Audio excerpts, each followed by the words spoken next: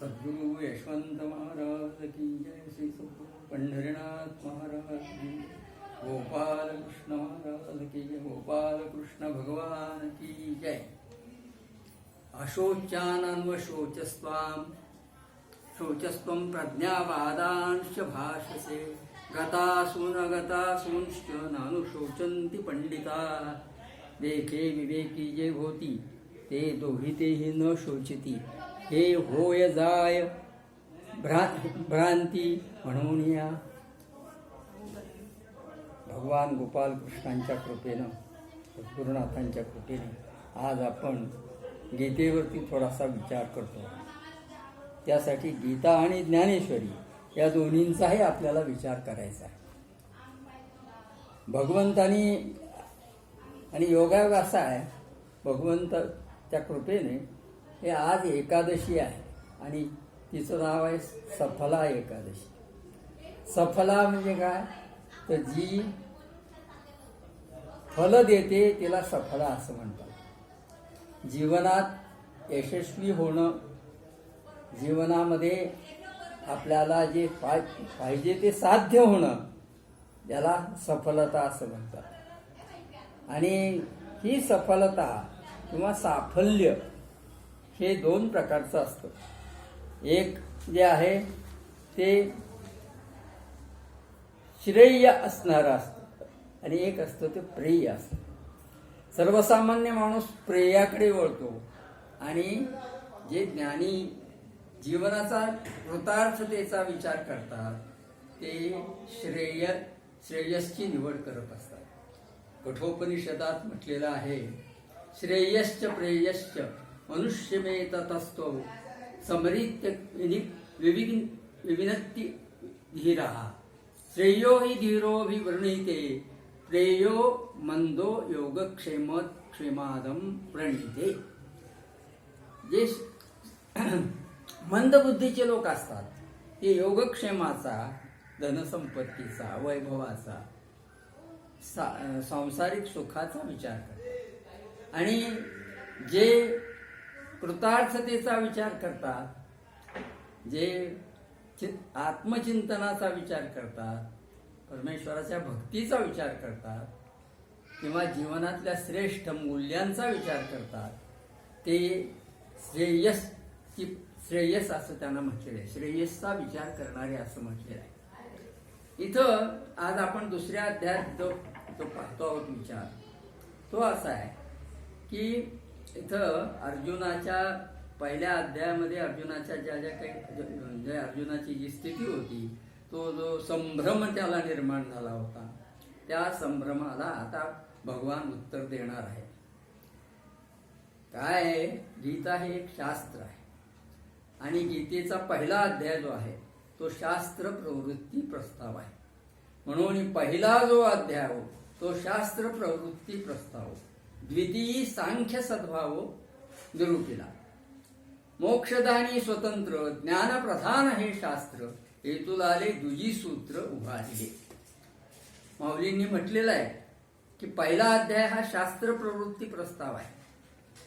म्हणजे अर्जुनाचा शोक पहिला अध्याय काही उपयोगाचा नाही असं नाही. सर्वसाधारणपणे प्रत्येक माणसाला जीवनामध्ये जे प्रश्न निर्माण होतात, ज्या समस्या उभ्या राहतात, त्या समस्या म्हणजेच कोणत्याही चांगल्या गोष्टीकडे वळण्यासाठी आवश्यक असलेली एक भूमिका असते. आणि ही अर्जुनाची भूमिका जी आहे ती भूमिका म्हणजे तो एक शास्त्र प्रवृत्ती प्रस्ताव सांगणारा असा भाग आहे. दुसऱ्या अध्यायामध्ये सांख्ययोग सांगितलेला आहे आणि त्याचबरोबर बुद्धियोग सांगितलेला आहे. सांख्ययोग आणि बुद्धियोग हे सांगितलेले. आणखी काही विषय आलेले आहेत दुसऱ्या अध्यायामध्ये. खरं म्हणजे काय की माणसाला नेहमीच चांगलं आणि वाईट याची परीक्षा करावी असं वाटतं. चांगल्याचा त्याला उपयोगही आपल्याला करून घ्यावा असं वाटतं.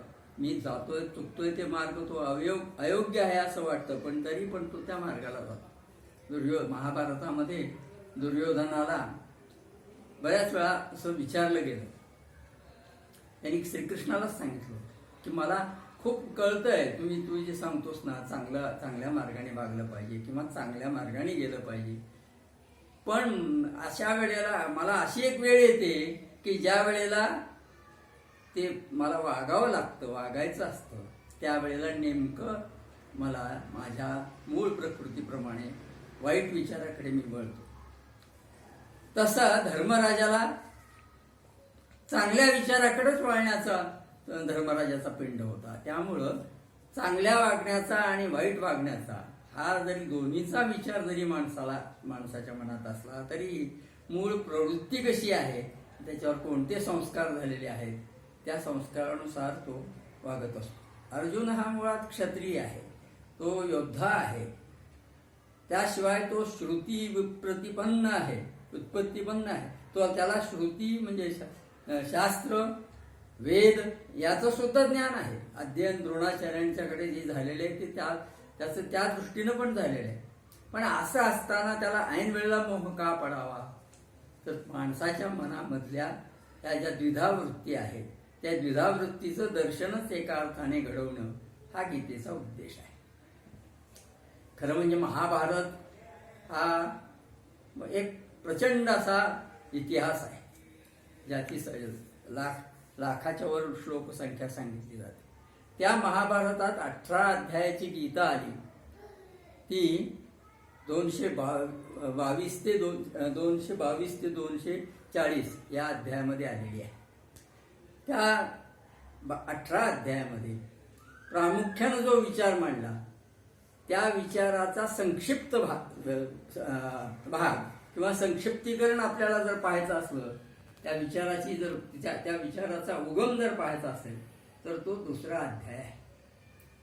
म्हणजे 2ऱ्या अध्यायामध्ये अर्जुनाला भगवंतांनी समजावून सांगताना 4 प्रकारच्या भूमिका सांगितलेल्या आहेत. एक आहे तू युद्ध कर, तुझा स्वधर्म आहे युद्ध करणे, तू असा घेऊन का पळतोयस, ही एक भूमिका आहे. दुसरी सांगितली की त्यासाठी तू मारणारा आणि हे मरणारे हे कोण आहेत? तू मारणारा नाहीस, हे मरणारे नाही. तू मारलं नाहीस तरी हे मरणारच आहेत. त्यामुळे तू त्याचं श्रेय घेऊ नकोस, मी मारतो म्हणून किंवा मला त्याचं पाप लागेल म्हणून. त्याच्याशिवाय नंतर त्यांनी सांगितलं की तू स्वतःला जाणून ओळखतोस का, मी कोण आहे? मी म्हणजे शरीर आहे का? माझ्यामध्ये राहणारा जो आत्मा आहे, मी देही आहे, तो कसा आहे, त्याची ओळख आहे का? म्हणजे आत्मज्ञान सांगितलं. हा सांख्ययोग आहे. आणि मग आता सांख्ययोगानंतर 3रा प्रकार जो सांगितला तो त्यांनी सांगितला बुद्धियोग. त्या बुद्धियोगामध्ये काय आहे की माणसाने जे ज्ञान आहे त्या ज्ञानाचा उपयोग कसा करावा हे सांगितलेलं. म्हणजे थेअरी सांगितली आणि प्रॅक्टिकल त्याचं काय आहे, कसं आहे ते या बुद्धियोगात सांगितलेलं आहे. म्हणजे आचरणात कसं आणावं, आणि आचरणाचं मग उदाहरण काय आहे, हे उदाहरण म्हणजे स्थितप्रज्ञ लक्षण आहे. म्हणजे हे 4 प्रमुख विचार यात आलेले आहेत. काही थोडासा भाग यज्ञाचा सुद्धा आहे, कर्माचा विचार आहे, पण कर्माचा विचार अधिक विस्तृत पुढे केलेला आहे. म्हणजे मी म्हटलं त्याप्रमाणे सुरुवातीला की संपूर्ण गीतेत जे जे विषय आलेले आहेत त्या विषयाला स्पर्श करण्याचं कार्य या ठिकाणी 2ऱ्या अध्यायामध्ये झालेलं आहे. आणि म्हणून 2रा अध्याय हा श्रेष्ठ आहे. सगळेच अध्याय तसे एका परीनं श्रेष्ठ आहेत, एकापेक्षा एक. परंतु 2रा अध्याय भूमिका मांडण्याच्या दृष्टीनं, पहिल्या अध्यायातल्या त्या भूमिकेला उत्तर देण्याच्या दृष्टीनं जे जे विचार गीतेमध्ये पुढे विस्ताराने आले त्याची सुरुवात मुद्देसूद सुरुवात त्याची ही 2ऱ्या अध्यायात आलेली आहे. तर गीतेमध्ये त्यांनी काय सांगितलं, तू सुरुवातीला सांगितलं की तू असा इतका पराक्रमी असताना असा हताश का झालायस, आणि तू संग्रामी हरू जिंतीला, तू पवाडा केला गंधर्वासी, तू गंधर्वाचा पराक्रम केलेला आहेस. विराटाच्या ह्याच्यात असताना, म्हणजे वनवासात असताना गंधर्व आले आणि गंधर्वांनी दुर्योधनादिकांना बांधून ठेवलं. त्यावेळेला तूच तिथे गेलास आणि तू त्यांना सोडून आणलंस, तू त्यांचा पराक्रम केला, हे केलंस, पाडाव केलास. असा तू असताना तुला हे ऐन वेळेला असं का व्हावं, तुझी अशी दुर्दशा का झाली, तू थोडा विचार कर. तू आणि पुन्हा त्यांनी म्हटलं की तू विचारी म्हणतोस आणि विचारी म्हणून तू असा अविचाराने का वागतोस. विचारी आहेस म्हणावं तर तसा तू विचारी आहेस असं म्हणता येत नाही. कारण तू काय करतो, तुझं नव्हे हे उचित जेणे नासेल जोडले बहुत, तू अजूनही बरी हित विचारी पा. तर तुम्हाला क्षत्रियांना संग्राम युद्ध करणं हेच आवश्यक आहे. आणि शिकवायला लागलो मी तर तू काय करतोस, तू नीतीच्याच गोष्टी सांगतोस मला. म्हणजे शिकवतो मी सांगतो त्यावेळेस तू नीतीच्या गोष्टी सांगायला लागलास. म्हणून आता तुला काय सांगावं असा माझ्या पुढे प्रश्न आहे, पण तू नीट ऐक. आणि म्हणून त्यांनी सांगितलं की अशोचान अन्वशोचस्मम नानु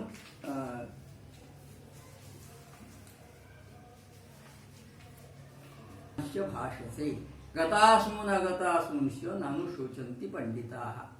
म्हणजे या ठिकाणी त्यांनी सांगितलं की जे लोक जे त्याचा विचार करू नये, त्याच्याबद्दल दुःख करू नये, त्याचंच दुःख करतायत. आणि वर आणखी प्रज्ञावादाची म्हणजे बुद्धिवादाची भूमिका सांगतायत, आम्ही बुद्धिमान आहोत असून. आणि जे गेलेलं आहे आणि जे जाणार आहे किंवा जाणार नाही अशा दोन्ही गोष्टींचा पंडित लोक म्हणजे जे विद्वान आहेत ते कधीही विचार करीत नाहीत. आणि म्हणून म्हटलं देखे विवेकी जे होती ते दोही तेही न शोचती, हे होय जाय जे होय जाय हे भ्रांती म्हणून. ही भ्रांती आहे, जे होतंय किंवा जे जात आहे ते आणि जे राहतंय ते याच्या संबंधीची ही भ्रांती आहे. वास्तविक जगाचा हा नियम आहे, जे जे जन्मत आहे जे जे उपजे ते नाशे, नाशरे पुनरपी दिसे. तत्वतः वस्तू जी असते ती अविनाशची. जे दिसतं ते पुढे नाश पावतं आणि नाश पावल्यानंतर पुन्हा निर्माण होतं. म्हणजे तत्वतः वस्तू ही अविनाशी आहे. विज्ञानामध्ये एक सिद्धांत आहे अविनाशित्वाचा. अविनाशित्वाच्या सिद्धांतात काय म्हटलंय की कोणतीही वस्तू ही नाश पावत नाही. साखर आहे आणि ती जाळी, तिचा कोळसा होतो, पण परिवर्तन होतंय. हे परिवर्तन होतंय पण मग काहीतरी रूपांतर होतंय, परिवर्तन होतंय. म्हणजे हे ते जे आहे ते अनित्य आहे. हे अनित्य आहे ही गोष्ट 5000 वर्षापूर्वी भगवंतांनी सांगितलेली की जगामध्ये सगळं जे काही आहे ते अनित्य आहे, ते बदलणारं आहे. बाल्यावस्था येते, त्यानंतर तारुण्य येतं, त्यानंतर प्रौढत्व येतं आणि शेवटी वृद्धावस्था येते आणि त्यानंतर मृत्यू येतो. हा निसर्गाचा नियम आहे. म्हणजे हा नियम निसर्गाचा आहे, म्हणजे तो परमेश्वरी शक्तीचा आहे. सगळ्यामध्ये एक चैतन्य भरून राहिलेलं आहे. सर्व सृष्टीमध्ये चैतन्य आहे आणि त्या चैतन्याचा आविष्कार या सृष्टीमध्ये जो दिसतो आपल्याला, तो आविष्कार आपण लक्ष देऊन तो लक्षात घेतला पाहिजे. आणि त्याप्रमाणे मी काही म्हणजे काय ह्या जगाला वाचवणारा नाही किंवा मी ह्या जगाला मारणारा नाही, ह्या दोन्ही भूमिका माझ्या नाही असा विचार या योद्ध्याने करण्याची गरज आहे. मग त्यासाठी काय केलं पाहिजे तर सगळीकडे भगवंत भरून राहिलेला आहे, सगळ्यामध्ये चैतन्य आहे, ते चैतन्य माझ्यामध्ये आहे. हा आत्मविचार हा महत्वाचा आहे आणि हा आत्मविचार भगवंतांनी या ठिकाणी सांगितला. दुसरा विचार सांगितला की आता तुला मी बुद्धियोग सांगतो. बुद्धियोग सांगतो म्हणजे काय तर मी तुला आता मी आत्मविचार सांगितला, आत्मज्ञान सांगितलं. हे आत्मज्ञान सर्वांच्या कल्याणासाठी आवश्यक आहे, मुख्यतः तेच महत्वाचं आहे. आणि ते आत्मज्ञान तू हस्तगत कर आणि ते हस्तगत केल्यानंतर तू त्याचा वापर कसा करशील त्यासाठी मी तुला बुद्धियोग सांगतो.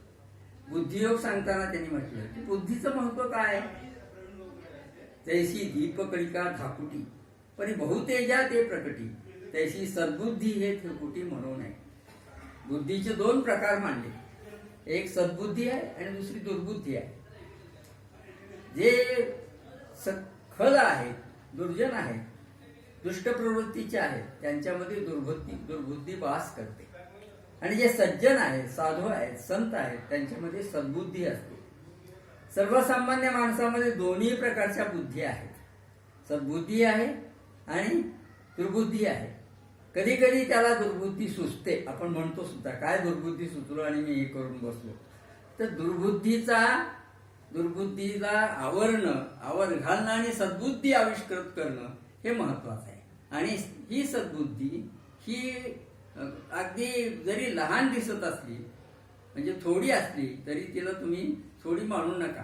कारण दीपकलिका म्हणजे दिव्याची ज्योत जरी लहान असली तरी ते संबंध खोलीवर प्रकाशमान करते, खोलीला प्रकाशमान करते, खोलीवर त्याचा प्रकाश पसरू शकतो. तिचं ते सामर्थ्य आहे. त्याप्रमाणे सद्बुद्धीचं सामर्थ्य आहे. आणि म्हणून तू आता सद्बुद्धीनं वाग. म्हणजे काय कर, तू आता आपला धर्म काय ह्याचा विचार कर. म्हणून त्यांनी पुन्हा स्वधर्म सांगितला. स्वधर्म म्हणजे काय? स्वधर्म म्हणजे वर्णाश्रम धर्म नव्हे केवळ. स्वधर्म म्हणजे माझ्या प्रकृतीनुसार माझ्या वाट्याला जे आलेलं कर्म आहे त्याला स्वधर्म असं म्हटलेलं आहे. आणि असा स्वधर्म तू जर आचरण केलंस त्याचं, तर त्यात तुझं हित आहे, तुझं कल्याण आहे, अंतिमच तुझं जीवन सुखाचं होणार आहे. आणि म्हणून तू हा स्वधर्म आचर. आता स्वधर्म काय? क्षत्रियाचं कर्तव्य काय आहे की समोर आलेल्या शत्रूचा युद्धामध्ये पाडाव करणं, त्याच्याशी युद्ध करणं, युद्धामध्ये पळून न जाणं, हे त्याचं कर्तव्य आहे. आणि हे कर्तव्य तू कर. मग हे सांगता सांगता भगवंतानी अर्जुनाने विचारलं की पण तुम्ही म्हणता इकडं मी सद्बुद्धीचा उपयोग कर. असा सद्बुद्धीचा आणि ज्ञानाचा, आत्मज्ञानाचा उपयोग करणारे जे लोक आहेत, महात्मे आहेत, ते कसे आहेत? तर ते त्यांनी सांगितलं. आणि ते सांगताना सांगितलं की मग अशा असताना सुद्धा माणसामध्ये वाईट विचार काय निर्माण होतात? तर त्यांनी त्याचं उत्तर गीतेमध्ये छान दिलेलं आहे. अगोदर माणूस काय करतो? त्याला अगोदर विषयांचा स्पर्श होतो, अगोदर विषयाचा विचार करतो तो. आणि त्या विषयाच्या विचारानंतर त्या विषयाकडे ओढ निर्माण होते. त्या विषयाकडे ओढ निर्माण झाल्यामुळे बुद्धी संभ्रमित होते. बुद्धी संभ्रमित झाल्यामुळं मग त्याला कळेनासं होतं. आणि त्या कळेनासं झालं की त्याचा परिणाम शेवटी नाशामध्ये होतो. विषयाचं चिंतन हे माणसाचं मुख्य कारण आहे. आणि विषयाचं चिंतन करण्याचं कारण काय? तर इंद्रियांची धाव ही विषयाकडे आहे. माणसाची जी इंद्रिय आहे, माणसाची जी प्रवृत्ती आहे, ती विषयाकडे धाव घेणारी आहे. म्हणून त्या विषयांच्या पासून दूर राहणं मात्रास्पर्श असतो. मात्रास्पर्श म्हणजे इंद्रियांचे जे काही विषय आहेत, इंद्रियांच्या जे संवेदना आहेत, त्या संवेदना विषयाकडे ओढ घेणाऱ्या आहेत. आणि त्यातून आपल्याला विषयाचंच जास्त विषयाची आवड निर्माण होते आणि त्यात तो गुरफटून जातो. ज्याप्रमाणे दीप आहे, दिव्याला पाहिलं की तो जो पतंग आहे तो त्याच्याकडे लगेच धाव घेतो. वास्तविक पाहतात त्याच्याकडे धाव घेतो जितक्या वेगाने घेतो तितक्याच वेगानं तो होरपळून जातो आणि शेवटी त्याचा नाश होतो. असेच प्रत्येक विषयाचे, प्रत्येक इंद्रियांचे विषय आहेत. आणि म्हणजे डोळ्यांचा विषय आहे पाहणे, कानाचा विषय आहे ऐकणे, मधुर अशा प्रकारचं संगीत ऐकलं की हरिण जागच्या जागी उभं राहतं आणि शेवटी ते पारध्याच्या जाळ्यात अडकतं. हे विषयाचं जे चिंतन आहे आणि विषयाचं जे त्याला विषयाचा जो प्रभाव पडतो त्यामुळं हा माणसाचा विनाश होतो. आणि हा विनाश जो होतो तो मनुष्याला त्यापासून रोखण्याचा प्रयत्न हा या सद्विचारानं, सद्बुद्धीनं होऊ शकतो. आणि ही सद्बुद्धी आणि ज्ञान, आत्मज्ञान या दोन्हींचा ज्याच्यामध्ये प्रत्यक्षात आविर्भाव झालेला दिसतो ते म्हणजे साधू संत होत, ते म्हणजे सत्पुरुष होत, ते म्हणजे महात्मे होत, ते म्हणजे स्थितप्रज्ञ होत. भगवंतानी प्रत्येक ठिकाणी गीतेमध्ये जसं सांगितलं तर दुसऱ्या अध्यायात स्थितप्रज्ञ, तसं पुढे चौथ्या अध्यायामध्ये संन्यस्त वृत्तीचा माणूस कसा असतो ते सांगितलं. पुढे आणखी पुढे गेल्यानंतर पुढे भक्त कसा असतो ते सांगितलं. अहिंसक ज्ञानी पुरुष कसा असतो ते सांगितलं. म्हणजे थिअरी नुसती सांगितली नाही तर त्याच्यामध्ये प्रॅक्टिकल सांगितलं. म्हणजे थोडक्यात असं म्हणता येईल की गीता हे अप्लाइड सायन्स आहे. म्हणजे जसं एक तात्विक विचार विज्ञानामध्ये सांगितला जातो, दुसरा एक विचार उपयोजित सांगितला जातो, तसा गीतेमध्ये जीवनविषयक तात्विक विचारही आहे आणि जीवनविषयक उपयोजित विचारही आहे. या दोन्हींचा विचार आपल्याला करता येईल. वेळेच्या मर्यादेमुळे आणि विषयाच्या व्यापकतेमुळे मला काही विचार इथं मांडता आले. आता आपण इथंच थांबू. ही सेवा सद्गुरुचरणी अर्पण. कुंडलिक वरदा हरी विठ्ठल श्री ज्ञानदेव तुकाराम श्री विठ्ठल विठ्ठल विठ्ठल विठ्ठल.